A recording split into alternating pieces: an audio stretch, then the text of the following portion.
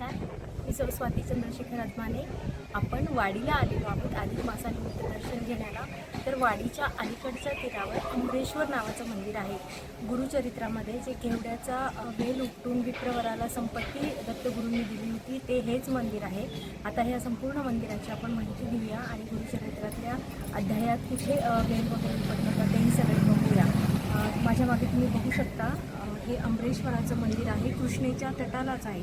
कृष्णेच्या या तटाला अमरेश्वराचं मंदिर आहे आणि समोरच्या बाजूला नृसिंहवाडीचं मंदिर आहे. ते मंदिरही मी तुम्हाला पुलावरून या व्हिडिओमध्ये दाखवते. पुलावरून त्याचा व्ह्यू कसा दिसतो ते. आता आपण मंदिरात जाऊया, चला.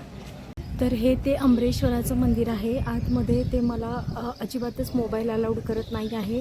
मंदिराचा परिसर मी तुम्हाला बाहेरून दाखवत आहे. खूप सुंदर कृष्णेच्या काठी वसलेलं असं हे मंदिर आहे.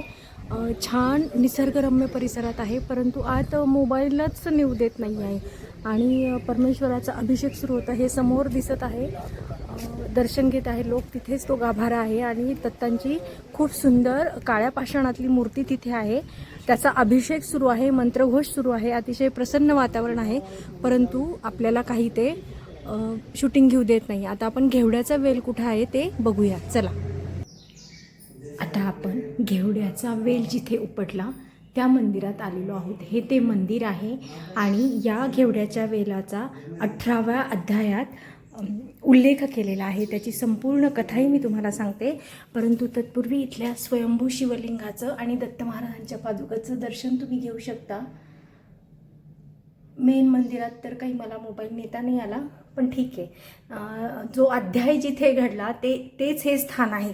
तर इथे घेवड्याचा वेल होता आणि विप्रवर ब्राह्मण अतिशय दारिद्र्य स्थितीत उदरनिर्वाह करत होते आणि एखाद्या दिवशी जर भिक्षा नाही मिळाली तर ते घेवड्याच्या शेंगा उकडून आपला उदरनिर्वाह करत असत.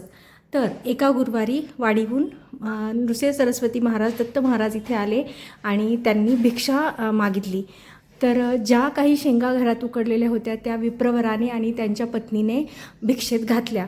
परंतु आता आपला उदरनिर्वाह कसा चालणार असा प्रश्न त्यांना पडला आणि जाता जाता महाराजांनी तो वेलच उपटून घेतला.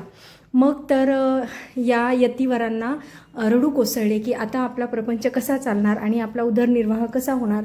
म्हणून मग त्यांनी वाडीला जाऊन स्वामींना, नृसिंह सरस्वती स्वामींना विनंती केली की महाराज आता आमचा उदरनिर्वाह कसा चालणार.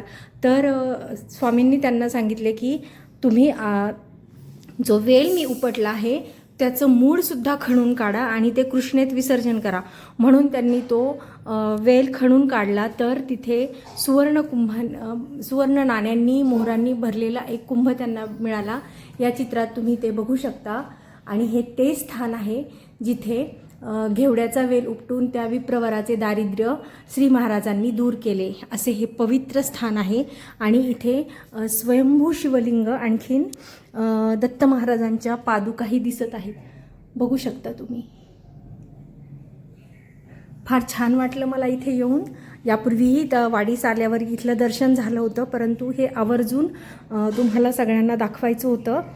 ही त्याची आरती आहे. दत्त महाराजांनी कशी कृपा केली आणि वेल उपटून तिथे सुवर्णाचा कुंभ त्यांना मिळाला आणि त्या विप्रवराचं संपूर्ण दारिद्र्य त्यांनी दूर केलं. असं हे सुबक सुंदर छोटेखानी मंदिर आहे आणि इथली शांतता मनाला अतिशय भावणारी आहे.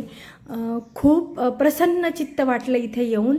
आणखीन महाराजांचा अनुग्रह जसा त्या विप्रवरावर झाला तसा सगळ्यांवर हो, ही मनपूर्वक इच्छा आहे. जो दत्त महाराजांच्या सेवेत येतो, जो त्यांच्या पादुकांचं मनोभावे पूजन करतो, दत्त महाराज त्याला कधीही एकटं सोडत नाही. अधिक मासानिमित्त वाडीचं तर दर्शन झालंच, परंतु अमरेश्वराचंही दर्शन झालं आणि त्याचा फार अगणित असा आनंद आहे. मंदिर अत्यंत छोटेखानी आहे, परंतु इथला जो गुरुचरित्रातला जो अध्याय आहे ते मोठं आहे तो अध्याय, आणि तो इथेच याच ठिकाणी घडलेला आहे. आता जाता जाता तुम्हाला पुलावरून पलीकडच्या तीरावर नृसिंहवाडी कशी दिसते तेही दाखवते. आपण पुढे व्हिडिओ पाहूया. समोर दिसत आहे कृष्णामाई आणि नृसिंहवाडीचं मंदिर. हे जे मंदिर आहे हे आहे नृसिंहवाडीचं मंदिर आणि बरोबर या बाजूला समोर जे झेंडा लावलेलं मंदिर दिसत आहे ते आहे अमरेश्वराचं मंदिर. म्हणजे या तीरावर आहे अमरेश्वर आणि या तीरावर आहे नृसिंहवाडी. कृष्णामाही बारमाही वाहणारी नदी आहे आणि या नदीने इथला परिसर अतिशय सुजलाम सुफलाम केलेला आहे.